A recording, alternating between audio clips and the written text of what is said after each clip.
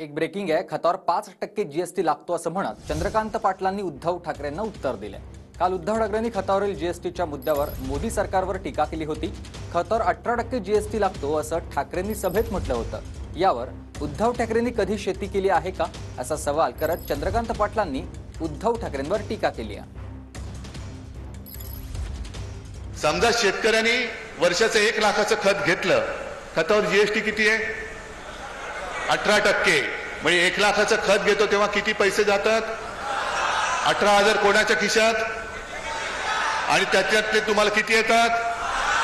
मग उरलेले 12,000 कोणाच्या खिशात? करा त्यांचा उद्घोष करा. अरे म्हणजे तुमचाच खिसा कापून तुम्हाला भीक देत आहेत आणि उपकार केल्याचा आव आणतायत. ही राजवट तुम्हाला परत पाहिजे. अहो उद्धवजी, शेती कधी तुम्ही केली आहे का? शेतकऱ्याला खत किती रुपयाचं लागतं तुम्हाला माहिती आहे का? खतावर जीएसटी किती लागतो माहिती आहे का? खतावर जीएसटी 5% लागतो आणि तो डिस्ट्रीब्युटरवरून डायरेक्ट कन्झ्युमर म्हणजे शेतकऱ्यापर्यंत येताना इतका निग्लिजिबल राहतो.